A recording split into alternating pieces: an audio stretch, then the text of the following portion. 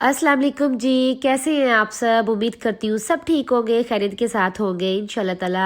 आज का व्लॉग ना बहुत ही ज़्यादा प्रोडक्टिव व्लॉग है, ठीक है। इसमें मैं आपके साथ शेयर करूँगी, माँ जो होती है जितनी मर्ज़ी बीमार हो जाए उसने सुबह जल्दी उठना होता है, उसकी बहुत ज़्यादा जिम्मेदारियाँ होती हैं और फिर एंड पे माँ को सुनने को मिलता है, एक माँ को, एक बीवी को, कि आपने सारा दिन किया है क्या, ठीक है। नहीं, अल्लाह का शुक्र है मेरे घर में ये चीज़ नहीं होती। बहरहाल मैं वैसे आप लोगों के साथ शेयर करूँगी आज, ठीक है। तो आज जी 3 दिन के बाद मेरा व्लॉग आ रहा है, आप सभी जानते होंगे, और मैं बहुत बीमार थी। और जब आपको पता है कि जब एक मौसम की तब्दीली की वजह से जो एक बीमारी आती है, जो एक हवा में बीमारी आती है ना, और वो फिर थोड़ा सा असर दिखा के अपना जाती है, ठीक है। मेरे साथ भी आजकल यही हो रहा है। तो जी मैं सुबह जल्दी से उठी, सबसे पहले मैंने बच्चों को रेडी किया, नाश्ता करवाया, उनको नाश्ता करवा के उनको स्कूल भेजा, पूरे घर को समेटा, और उसके बाद एंड पे जी अपना नाश्ता किया। और मैं नाश्ता थोड़ा सा हेल्दी करती हूँ, और आजकल तबीयत ख़राब होने की वजह से आजकल मैंने रोटी बंद कर दी है, क्योंकि मेरी मम्मा कहती है कि बुखार में रोटी नहीं खानी चाहिए। तो जैसे मुझे फीवर था तो मैंने रोटी नहीं खाई, मैं ब्रेड और अंडे खा रही थी। तो उसके बाद आ जाती हैं जी, आज कितने दिन हो गए मैंने कोई रेसिपी नहीं शेयर की, तो मैंने कहा बच्चों के लंच बॉक्स के लिए बनाती हूँ आज जैम, ठीक है। फ्रेश जैम बनाते हैं। मैंने ना ये स्ट्रॉबेरी ले ली थी और इसको मैंने ना फ्रीज़ कर लिया था ऐसे, क्योंकि मेरे में हिम्मत नहीं थी बिल्कुल भी। तो मैंने ना इसको फ्रीज़ कर लिया था। तो जब मैं फ्रीज़ कर लेती हूँ ना, तो फ्रीज़ की हुई स्ट्रॉबेरीज़ का जस्ट आप शेक बना सकते हो, ठीक है। आइस शेक, बहुत ही कमाल का बर्फ़ से भरा हुआ शेक बना सकते हो, या फिर आप उसको जैम में यूज़ कर सकते हो, ठीक है, या प्यूरी केक वगैरह के लिए, ठीक है। तो जिस बॉक्स में मैंने फ्रीज़ की थी उसको भी मैं साथ साथ धो के रख रही थी, क्योंकि अगर बर्तन किचन में ज़्यादा हो जाए ना तो बड़ा मसला होता है, बड़ा खलारा लगता है। तो साथ ही जी मैंने तो बैर लंच के लिए भी ना बच्चों के लिए आटा गूंद के रख दिया था। साथ साथ जब मैं किचन में खड़ी हो रही हूँ ना, तो मैं फटाफट साथ साथ काम समेट रही हूँ, क्योंकि दवाई खाई होती है, थोड़ा सा सुकून आया होता है, तो फटाफट साथ साथ ना सारे काम समेट लेती हूँ। तो देखिए ना, एक माँ कितनी काम करके रखती है। अब अल्हम्दुलिल्लाह आज मैं बच्चों के लंच बॉक्स के लिए तैयारी कर रही हूँ, जो कि सिर्फ एक माँ ही कर सकती है, माँ के अलावा कोई और नहीं कर सकता, ठीक है जी। तो यहाँ पे आपको जैम के बारे में बताती हूँ। मैंने यहाँ पे ले ली थी आई थिंक 1 kg होगी स्ट्रॉबेरीज, ठीक है। उसको मैंने अच्छे से वॉश कर लिया पानी में। आपने हल्के से पहले डिप भी करके रखना है, जो उसके ऊपर जितनी भी गंदगी होती है वो रिमूव हो जाती है। और अगर आप चाहें तो इसके अंदर थोड़ा सा सिरका भी डाल सकते हैं, जिस पानी में आप भिगोएंगे, ठीक है। उसके बाद जी आपने इसको चूल्हे पे चढ़ा देना है। जैसे ये थोड़ा सा अपना पानी रिलीज़ करती है, आपने 1 कप इसके अंदर शुगर ऐड कर देनी है। शुगर ऐड करने के बाद आपने इसको बॉईल करना है, और जब इसके ऊपर जो झाग आती है ना, वो आपने इसकी रिमूव करनी है, ठीक है। उससे क्या होगा, जब वो आप रिमूव कर देते हैं तो उसके बाद ना स्ट्रॉबेरी जैम का जो कलर है वो बहुत ही खूबसूरत निकल के आता है। अगर आप वो जो ऊपर जो सारी फोमी झाग होगी, अगर वो नहीं भी निकालेंगे ना, तो फिर उसका कलर अच्छा नहीं आएगा, ठीक है। तो जी जैसे ही मुझे लगा कि स्ट्रॉबेरी बिल्कुल मैश हो गई है, सॉफ्ट हो गई है, शुगर बिल्कुल डिज़ोल्व हो गई है और थोड़ा सा थिक हो गया है, तो फिर जी मैंने हैंड बीटर या हैंड ब्लेंडर जो भी इसको कहती हैं, वो आपने इसके अंदर चलाना है और अच्छी सी पेस्ट बना लेनी है, ठीक है। और इसको सेव करने के लिए ना, कि 1-2 महीने चले ये फ्रिज में रख के, तो आपने इसके अंदर वन टेबल स्पून आपने इसके अंदर सिरका या लेमन फ्रेश जूस डाल देना है, ठीक है। इसको डालने के बाद आपने इसको अच्छे से मिक्स करना है और पकाना है। और जब इसके ऊपर बबल्स आने लगे और आप जब चम्मच को उठाएं तो आपको फील हो कि भाई ये बिल्कुल थिक हो गया, तो फिर आप समझे जी कि हमारा जैम हो गया रेडी, ठीक है। और ये बहुत कमाल का होता है। बच्चों के लंच बॉक्स में अगर आप 2 टेबल स्पून एक ब्रेड के स्लाइस के ऊपर लगा के देते हैं ना, तो मैं कहती हूँ कि इतनी एनर्जी है ना बच्चों में, जो कि आजकल बच्चों ने रोटी खाना बंद कर दी है, ज़िद करते हैं खाना खाने पे, तो उनके लिए ये बहुत हेल्दी डाइट है, ठीक है। आप ये जैम ब्रेड सैंडविच दें, साथ 2 खजूरें दें, तो जी बस। और जी साथ ही आ गए थे जी हस्बैंड, और हस्बैंड ले आए थे सारी थोड़ी सी जो ग्रोसरी ख़त्म हुई थी, जैसे कि फ्रूट्स और वेजिटेबल्स ले आए थे। और सबसे पहले जी मैं फ्रूट्स को सेट करूँगी, और इसको सेट करने के बाद, ताकि ना जो चीज़ें मेरी रह जाती हैं ना, तो फिर वो मैं ना साइड पे रख देती हूँ। और जब साइड पे पड़ी होती हैं वो, फिर जब मैं सही तरीके से ऑर्गेनाइज़ नहीं करती हूँ ना, तो बच्चों का भी दिल नहीं करता खाने को। क्योंकि जब भी हम ऑर्गेनाइज़ करके सामने रखते हैं, या डाइनिंग के ऊपर रखते हो, या फिर आप कोई रूम में अलग बास्केट रखी होती है आपने, उसके अंदर रखते हो, फ्रूट बास्केट के अंदर, तो फिर बच्चों को जब नज़र आता है ना, तो वो उठा के खाते हैं, ठीक है। और मैंने ना हमेशा से ये भी नेचर बनाई हुई है कि स्पेशली अब तो मैंने ना भी रूटीन बना लिया है कि मैं बच्चों को लंच बॉक्स के अंदर ना फ्रूट्स देती हूँ, ठीक है। जो केयर एक माँ कर सकती है ना, वो कोई और नहीं कर सकता। और यही लाइफ होती है, यही टाइम है बच्चों की अच्छी डाइट का, ठीक है। तो मेरी कोशिश होती है कि मैं बच्चों के लिए अच्छी से अच्छी चीज़ें बना के ना रखूँ। तो मैं सारा जो फ्रूट है अच्छे तरीके से ऑर्गेनाइज करके डाइनिंग के ऊपर रखती हूँ, क्योंकि अगर बच्चों को नज़र आता है, भूख लगती है, तो वो वहाँ से उठाते हैं और खा लेते हैं। ठीक है जी। और यहाँ पे उसके बाद जी मैंने लहसुन अदरक बना छील लिया था, और साथ ही जी मैंने ना अपनी सालन बनाने के लिए रख दी थी, जो कि मैं चिकन यखनी सी बना रही हूँ, सूप। हम इसको कहते हैं चिकन सूप ही कहते हैं, अभी मेरी ज़ुबान में ये है एक बीमारों के लिए सालन है। ठीक है, जिसमें मैं चिकन, लहसुन, प्याज, टमाटर सारा साबुत इसके अंदर डाल देती हूँ और इसको बॉईल होने के लिए रख देती हूँ। और जब ये बॉईल अच्छे से हो जाता है, फिर मैं इसके अंदर डाल देती हूँ नमक, हल्दी, थोड़ी सी लाल मिर्च बस, और बाकी थोड़ी सी साबुत काली मिर्च ऐड कर देती हूँ। तो ये हो गई थी, चिकन हो गई थी रेडी, और उसकी मैंने भुनाई कर ली थी। चिकन सूप ये बहुत मज़ेदार होता है, अगर आप इसके अंदर रोटी डुबो डुबो के खाते हैं ना, बिलीव नहीं करेंगे, इतना सुकून आता है कि बहुत ज़्यादा। और आज मैं 3 दिन के बाद जाके रोटी खा रही थी, और मुझे खुशी हो रही थी। बहरहाल मुंह इतना ज़्यादा कड़वा हो जाता है ना कि रोटी फील ही नहीं होती आपको। और जब आपके बच्चे कहते हैं ना कि मम्मा जब आप खाना नहीं खाएंगी तो हम नहीं खाएंगे, तो फिर आपको पता ही है फिर माँ में कितनी एनर्जी आ जाती है। और माँ की आंखों में सबसे पहले आंसू आते हैं, उसके बाद उसमें एनर्जी आती है कि भी माँ की केयर करने के लिए भी है भी। ठीक है जी। उसके बाद जी जैसे मेरा खाना रेडी हो गया, हस्बैंड आए हुए थे घर में, वो रेडी हो रहे थे, ये जा रहे थे शादी पे, तो मैं इनके कपड़े प्रेस करके इनको सब कुछ रेडी कर रही होती हूँ, क्योंकि हमारी ज़रा सिलेक्शन हो रही होती है हर चीज़ में, कौन सा पर पहनना है, कौन से शूज़ पहनने हैं, क्या चीज़ करनी है। मैं अपने हस्बैंड को ना जब शादी वगैरह कोई ऐसे फंक्शंस में बिल्कुल रेडी करवा के भेजती हूँ। और मैं कहती हूँ कि देखिए आपकी ड्रेसिंग बहुत अच्छी लग रही है। तो यहाँ पे जी जैसे मैंने अपने हस्बैंड को भेज दिया शादी पे, और उसके बाद आ जाते हैं जी ऊपर किचन में। कितने दिन हो गए? 3 दिन मैंने बच्चों के लिए कोई स्पेशल खाना नहीं बनाया। तो आज बच्चों को देते हैं सरप्राइज़, क्योंकि जिस दिन खाना अच्छा बना होता है या मैं बड़ी फिट होके बैठी होती हूँ घर में, तो मेरे बच्चे जैसे घर में एंटर होती हैं तो वो इतने ज़्यादा हैप्पी हो जाते हैं। और अब ये 3 दिन मैं बीमार थी, मैं बिल्कुल बेड पे लेटी हुई थी, तो मेरे बच्चे आते थे तो वो फ़ौरन मुझे पूछते थे, मम्मा आपकी तबीयत कैसी है, आपको इतना फ़ीवर हो गया मम्मा, इस तरह। तो मुझे भी बड़ा हर्ट होती थी, मैं बच्चों को देख के ना, ऐसे माँ होती है ना, माँ नहीं कोई भी तकलीफ बच्चों की बर्दाश्त कर सकती है। तो मैंने सोचा आज बच्चों को सरप्राइज़ देते हैं। ठीक है, आज मैं बना रही हूँ बोनलेस चिकन चना पुलाव। ठीक है, बोनलेस चिकन चना पुलाव बहुत ही कमाल का है। यहाँ पे ना बहुत सिंपल एंड ईजी है, और इस पुलाव में इतना कुछ करने की बिल्कुल भी ज़रूरत नहीं है। आपने प्याज को थोड़ा सा ब्राउन करना है, उसके बाद आपने उसके अंदर चिकन डाल देनी है। चिकन डालने के बाद साथ ही आपने जैसे वो पिंक से वाइट हो जाएगा, आपने इसके अंदर टमाटर और हरी मिर्चों की पेस्ट ऐड कर देनी है और इसको मिक्स कर देना।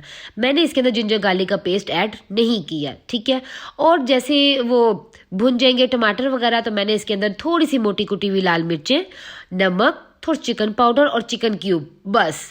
और ये आपका हो गया रेडी चिकन चना पुलाव। इतना कमाल का है, इतना मज़ेदार, इतना टेस्टी, कम स्पाइसेस के साथ, और बच्चों का दिल जीतने वाला पुलाव बन रहा है ना, ये बहुत ही ज़बरदस्त है। होता है ना कभी कभी आपके पास कुछ नहीं होता घर में, तो चने तो बॉयल पड़े होते हैं, थोड़ी सी चिकन भी होती है, तो बस आप दोनों को मिला के ना अच्छा सा पुलाव बनाएं और बच्चों को करें हैप्पी। ठीक है, यहाँ पे जैसे ही सारे स्पाइसेस की बुनाई हो गई थी, मैंने डाल दी थी इसके अंदर बॉयल किए हुए वाइट चने। ठीक है, आप इसके अंदर मटर भी डाल सकते हैं, बहरहाल मैंने चने डाले। ठीक है, उसके बाद मैंने इसके अंदर चिकन क्यूब डाल दी थी, और चिकन क्यूब डालने के बाद जी मैंने इसके अंदर पानी डाला और बॉयल होने के लिए रख दिया। बाकी साथ साथ मैं समेटती जा रही थी, क्योंकि अगर किचन को मैंने ना समेटा हो तो फिर आपको पता ही है कि आगे कोई भी काम करने को दिल बिल्कुल भी नहीं करता। ठीक है जी।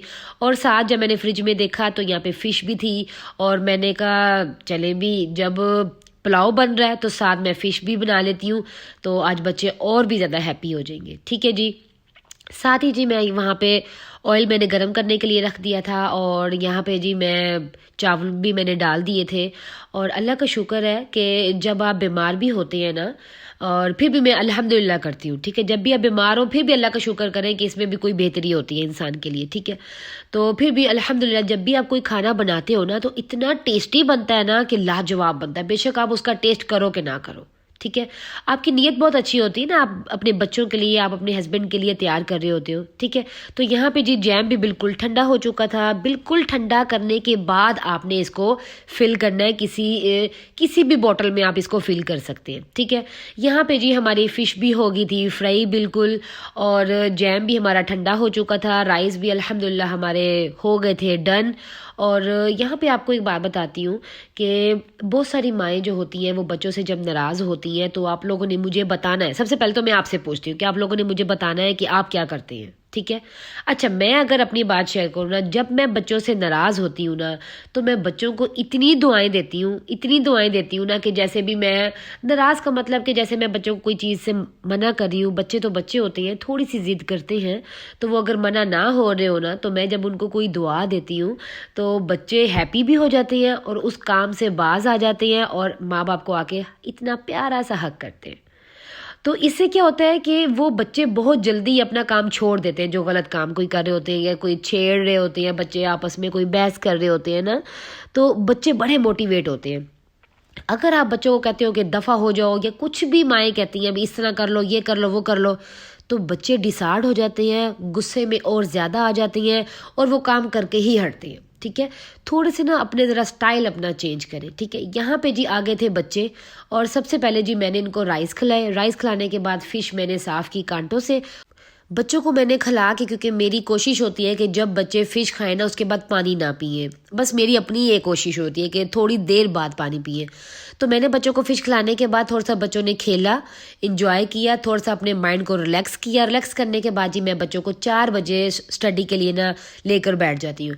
और आज तो भी शाल ने इतना तंग किया, मम्मा मुझसे काम नहीं हो रहा, मम्मा मैं थक जाती हूँ, मुझे ना स्टडी बहुत बोरिंग लगती है, मैंने नहीं पढ़ना। बड़े ज़्यादा इसके आजकल ना बस बातें शातें होने लग गई है। मम्मा मेरा दिल नहीं करता पढ़ने को। अच्छा जी, क्यों पढ़ने को दिल नहीं करता मम्मा? ये बड़ी बोरिंग होती है, इसमें मज़ा ही नहीं आता स्टडी में पढ़ने का। तो मुझे इतनी हंसी आती है ना, तो बस। अच्छा, और आपको पता है इशाल के शौक़ कौन से हैं? इशाल के शौक़ हैं कि जस्ट मैं थोड़ी सी गेम खेल लूँ, और ये पता नहीं कौन कौन सी बच्चों वाली आजकल गेम्स आई हुई हैं, वो खेल लूँ। और मैं फिर बच्चों को मोबाइल नहीं देती हूँ कि नहीं बेटा अपना पूरा होमवर्क कंप्लीट करें, पूरा अपना स्कूल का काम कंप्लीट करें। और आजकल बच्चे इतना ज़्यादा मुझे तंग कर रहे हैं ना, जस्ट इशाल मुझे इतना तंग कर रही है ना स्टडी में, कि ये देखे इतना टाइम हो गया और अभी मैं इसको लेके बैठी हुई हूँ। और जैसे ही जी मैंने शाल को बड़े प्यार से इसको पढ़ा लिया। पढ़ाने के बाद जी थोड़ा सा मेरा प्लान था, थोड़ा सा बाहर घूम के आती हूँ और थोड़ा सा अपना माइंड फ्रेश कर कर आती हूँ। तो जैसे ही हस्बैंड घर आए थे ना, तो फिर मैंने कहा चले यहाँ चलते हैं। और ये व्लॉग मेरा 2 दिन पहले का ही है। और इट मीन्स कि जिस दिन ये जो इम्तियाज़ मॉल जिसकी ओपनिंग हुई थी, सब मुल्तान में जानते हैं, और मुल्तान का सबसे बड़ा ये मॉल बना है यहाँ पे।